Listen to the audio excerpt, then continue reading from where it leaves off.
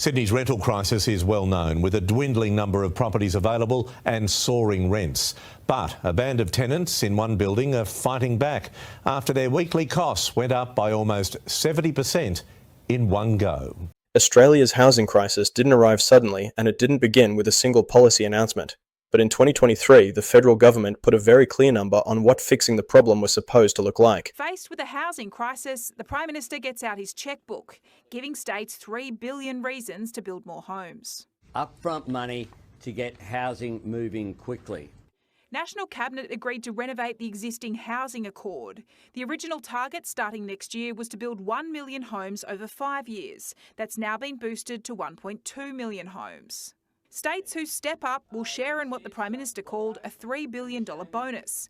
That amounts to around $15,000 on offer per extra home constructed. Like 1.2 million new homes by 2029, a promise framed as bold, necessary and achievable, a national reset after years of undersupply. And for a while, that number dominated headlines, press conferences and political messaging.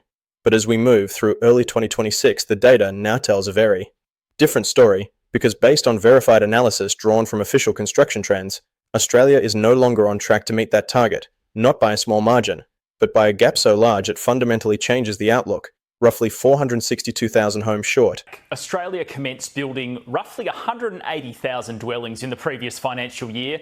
That places it about 60,000 under the federal government's aspirational target, which is to build 240,000 homes per year, reaching 1.2 million in 5 years. Now, after year one, the shortfall means Australia's going to need to construct about 255,000 homes per year over the remaining 4 years. Nearly 500,000 dwellings that were supposed to exist by the end of the decade and now almost certainly will not. And this isn't a speculative claim or a worst-case scenario. It's a projection grounded in existing building. Approvals, commencements, and completions analysed by Mandala Partners for the Property Council of Australia and subsequently reported across major outlets including ABC News, realestate.com.au, MPA Magazine, The Advisor, and Broker News, all pointing to the same conclusion, that under current conditions Australia is on track to deliver closer to 738,000 homes by 2029 rather than the promised 1.2 million, leaving a shortfall of 462,000 homes baked into the system unless something changes dramatically.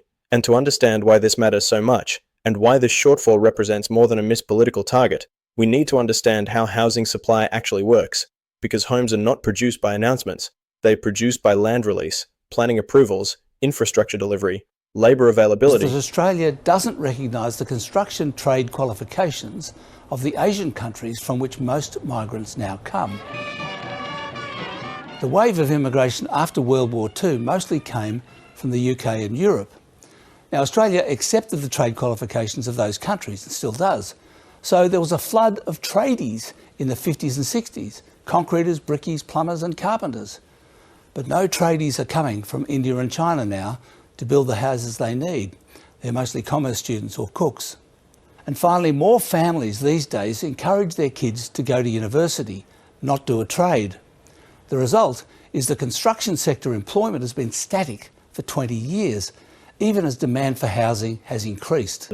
Financing conditions and developer confidence, all of which operate on long timelines and all of which have been under strain for years, long before the National Housing Accord was signed.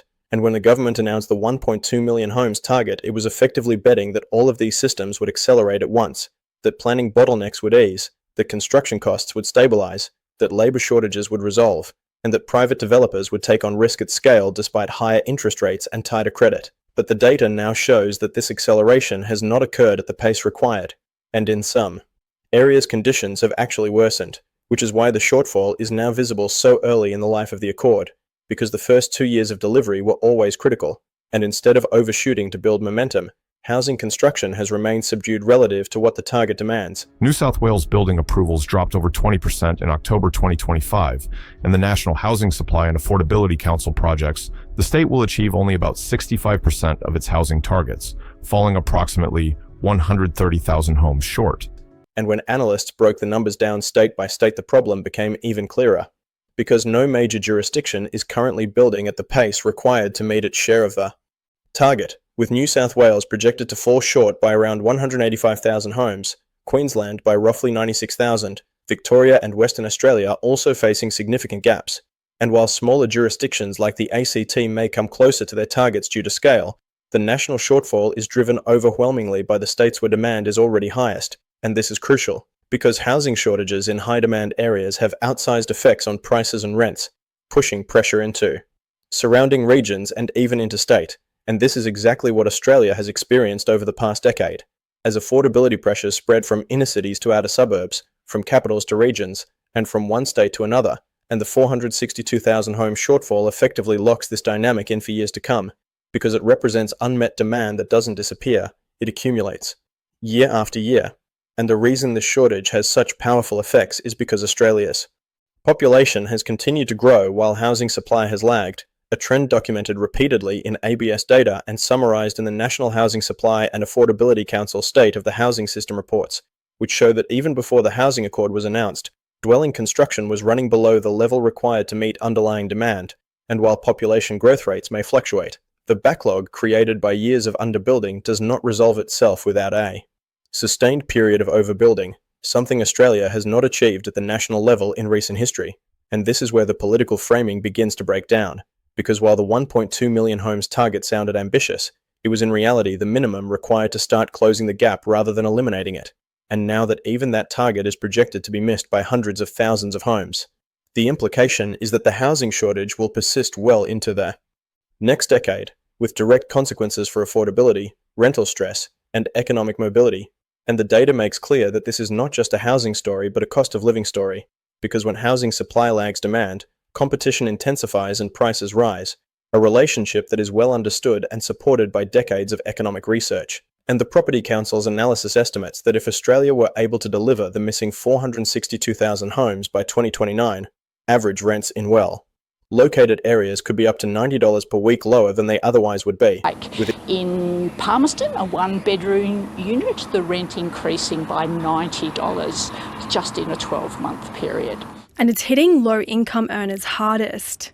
In remote communities, residents face astronomical prices for food, while the type of people accessing Food Bank in Darwin is changing. 1/3 of all the families that visit Food Bank in SA and NT are mortgage holders. Families that have worked really hard, saved a deposit and still find themselves in need of help. 60% of all Food Bank clients and families have at least one person in employment as well. With even larger effects in certain regions. But when those homes do not exist, that relief never arrives, and renters continue to compete for a limited pool of dwellings, pushing rents higher and increasing the share of income households must devote to housing, a trend already visible across capital cities and increasingly in regional areas as well. And this is why the housing crisis has expanded beyond traditionally vulnerable groups, because when supply constraints persist, affordability problems move up the income scale, affecting teachers, nurses, tradespeople, and other middle-income workers who previously would have been insulated from the worst effects.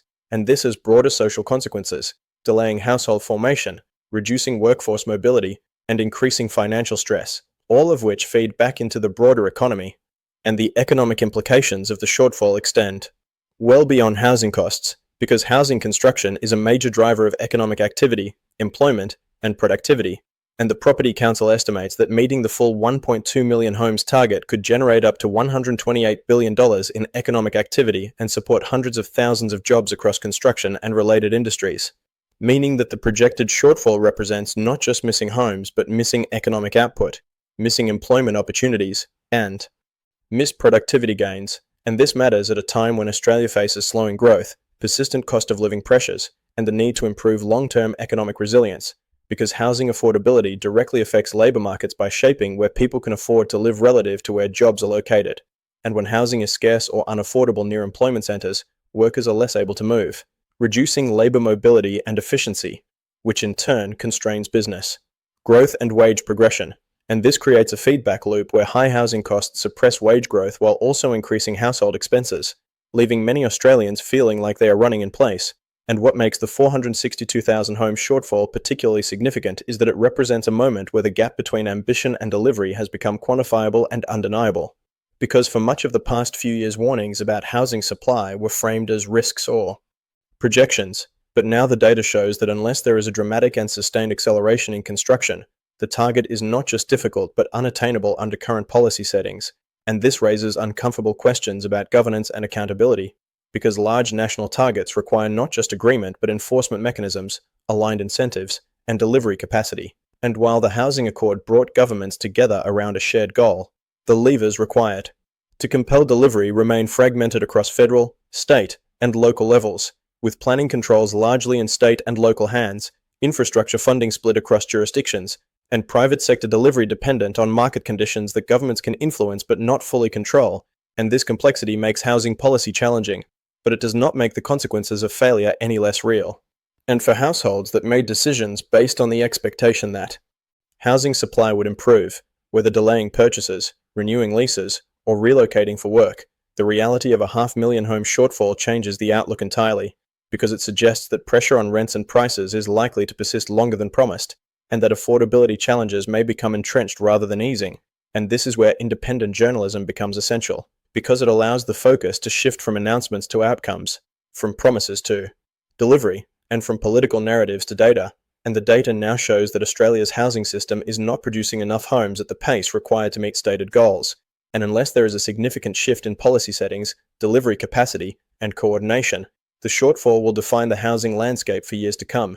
And while governments may respond by revising timelines, adjusting targets, or reframing expectations, the underlying arithmetic remains unchanged. Housing outcomes are determined by what gets built, not what gets promised, and at present Australia is building fewer homes than it needs, and the 462,000 home shortfall is the clearest signal yet that without structural reform, the housing crisis will not resolve itself. Let's talk about the productivity capacity of the construction sector first. What needs to happen? So I think the most important thing, which is also indicated in the report, is using the modern methods of construction. That's one of the most important things. That's the game changer for Australia. So if the government invests in that, and also supporting the infrastructure and the factories who are building modular and prefab housing, and maybe in the near future, 3D printing. So that would be a game changer. I think that's the thing that the report is talking about. Because supply constraints compound over time, each year of underdelivery adding to the backlog, making future targets harder to reach and increasing the scale of intervention required. And whether this moment becomes a turning point or a cautionary tale will depend on how policymakers respond to the data, because the cost of inaction will not be measured in press cycles or political debates, but in higher rents, delayed home ownership, reduced economic mobility, and a growing divide between those who have access to housing security and those who do not. And the story of the 462,000 missing homes is ultimately not about a single government or a single promise, but about the structural limits of Australia's housing system and a gap between ambition and delivery, a gap that now has a number. And that number is large enough to shape the country's economic and social future for a generation. And the reason this gap continues to widen rather than close is because housing delivery is constrained at multiple levels simultaneously. And unless all of them move together, overall supply cannot accelerate in a meaningful way. Because even when demand is strong, builders cannot build without labour, developers cannot proceed without finance, councils cannot approve without infrastructure plans, and states cannot release land without political trade-offs. And each of these constraints compounds the others, creating a system where even modest increases in output are difficult, let alone the sustained surge required to close a deficit of hundreds of thousands of homes. And this is why many economists and housing analysts have begun to describe Australia's housing shortage not as a cyclical problem that will correct itself, but as a structural imbalance that has been years in the making. And the National Housing Accord, while ambitious, did not fundamentally change the structure of the system. It relied instead on coordination, incentives, and goodwill, assuming that states, councils, and private developers would be able to scale up rapidly if a clear national target existed. But the reality has been that coordination alone does not overcome entrenched barriers, and as a result, delivery has lagged behind intention, and when delivery lags, the market responds. Because housing markets are forward-looking, prices and rents reflect not just current conditions, but expectations about future supply. And when credible analysis shows that hundreds of thousands of promised homes are unlikely to arrive, those expectations shift, reinforcing price pressure and reducing the likelihood that affordability will improve organically. And this dynamic is particularly visible in rental markets, where vacancy rates remain low and competition intense, because renters are competing not only with each other but increasingly with buyers who have been priced out of ownership and pushed back into renting, further tightening the market. And this cycle feeds on itself, because as rents rise, saving for a deposit becomes harder, delaying ownership further, increasing rental demand even more, and locking households into a loop that is difficult to escape, and the projected 462,000 home shortfall acts as an accelerant to this process, because it signals that relief through new supply will not arrive at the scale or speed required to break the cycle, and beyond. Individual households. This has implications for how cities function, because when housing is scarce near employment centres, workers are forced to live further away, increasing commute times, congestion, and infrastructure strain, reducing quality of life and productivity, and pushing costs onto households and governments alike. And this is not a hypothetical scenario. It is already visible in major cities where outer suburban growth outpaces infrastructure delivery, and where regional centres experience rapid price growth without corresponding increases in services, a pattern that becomes more pronounced when national housing supply falls short, and the economic cost of this misalignment is substantial, because inefficient urban form and constrained labour mobility act as a drag on growth, a point increasingly acknowledged in economic commentary and policy discussion. And yet, despite these well-documented consequences, housing supply reform remains politically difficult because it requires decisions that are often unpopular in the short term, such as increasing density, reforming planning rules, investing heavily in enabling infrastructure, and accepting change in established neighbourhoods. And without sustained political will across multiple election cycles, these reforms tend to stall, leaving targets unmet and shortages unresolved. And this is why the story of the 462,000 home shortfall is not simply a story about one missed goal, but about the limits of incremental policy in the face of structural challenges, because while funding announcements and agreements can help at the margins, they do not automatically translate into cranes in the sky and homes on the ground. And this gap between policy intent and physical delivery is where many housing strategies falter, and as the shortfall becomes more widely recognized, it raises questions about what happens next, because governments now face a choice between acknowledging the gap and responding with more aggressive reform, or quietly adjusting expectations and allowing the shortage to persist. And while revising targets may reduce political pressure in the short term, it does nothing to address the underlying problem, which is that Australia is not building enough homes for its population. And unless that changes, affordability pressures will continue to shape economic outcomes and social cohesion. And the longer the shortage persists, the harder it becomes to fix. Because construction capacity cannot be expanded overnight, training skilled workers takes time, infrastructure planning spans decades, and land release decisions often involve complex negotiations, meaning that delays today become constraints tomorrow. And this is why early intervention matters, because the window to change trajectory narrows as time passes, and with each year that the housing system underdelivers, the backlog grows, increasing the scale of intervention required to catch up. And this is particularly concerning given that demographic trends suggest ongoing demand for housing, even if population growth moderates, because household formation patterns, aging, and migration flows all contribute to baseline demand that does not disappear. And when supply fails to meet that demand, the burden is borne disproportionately by younger households and lower income groups, widening generational and economic divides, and this has long-term implications for social mobility and equality of opportunity, because access to stable, affordable housing underpins education outcomes, health, and workforce participation. And when housing becomes insecure or unaffordable, these outcomes suffer, creating costs that extend beyond the housing market itself. And this broader context is why the 462,000 home shortfall deserves attention beyond policy circles, because it is a signal that the housing system is not delivering what society requires. And while individual policy measures may offer incremental improvements, the scale of the gap suggests that a more fundamental rethink is needed, one that addresses not just supply targets but the systems that govern land use, construction, financing, and infrastructure delivery. And whether Australia is willing to undertake that level of reform remains an open question, because such changes require sustained commitment, cross-party cooperation, and acceptance of trade-offs that can be politically uncomfortable.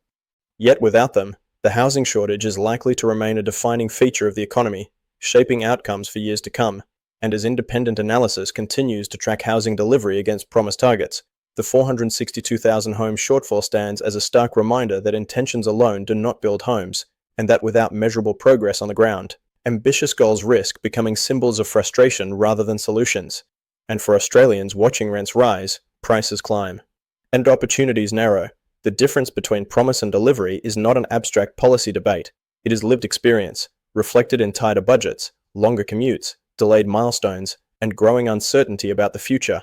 And unless the trajectory changes, the story of Australia's housing crisis will continue to be written not in speeches, but in the accumulating gap between how many homes are needed and how many are actually built, a gap that today is measured in hundreds of thousands, and that threatens to define the next decade if left unaddressed.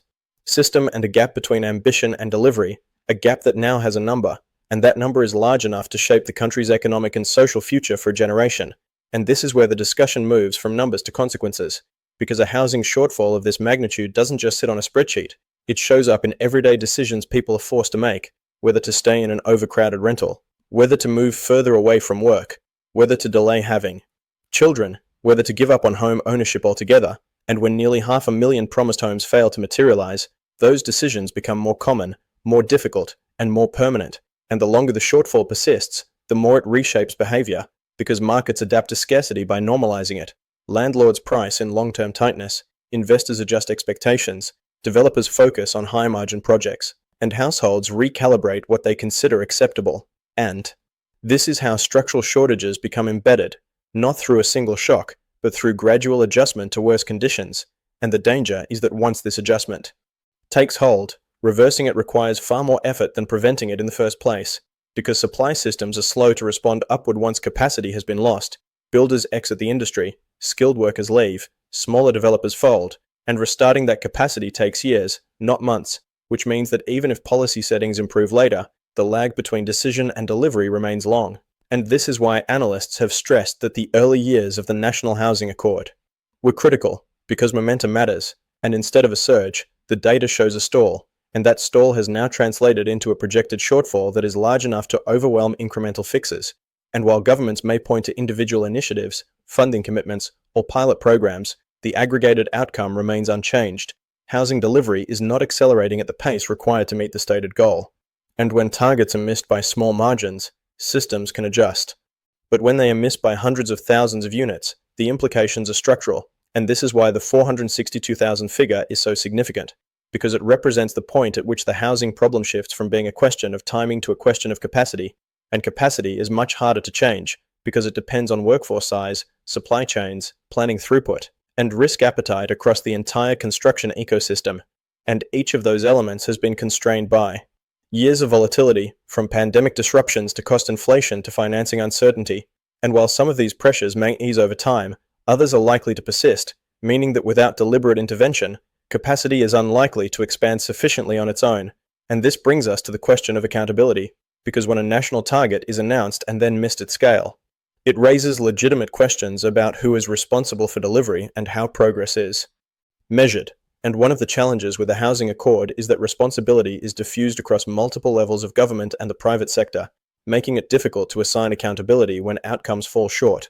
And while coordination is valuable, it can also dilute responsibility, allowing each actor to point to constraints outside their control.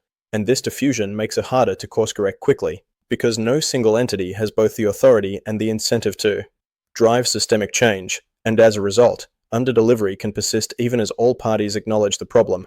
And this dynamic is familiar in complex policy areas, but in housing the stakes are particularly high because delays compound into shortages that affect millions of people, and as the shortfall becomes more widely recognized, it also influences political debate, because housing affordability has become a defining issue for voters, particularly younger Australians and renters, and when promised solutions fail to deliver, trust erodes, making future commitments harder to sell, and this erosion of trust has long-term implications, because addressing housing supply requires sustained effort over multiple election cycles, something that becomes harder when public confidence in policy delivery is low, and yet without that sustained effort, the shortage persists, creating a feedback loop between underdelivery, public frustration, and political caution, and breaking that loop requires not just new targets, but new mechanisms that align incentives with outcomes, ensuring that approvals translate into completions and that funding translates into finished homes.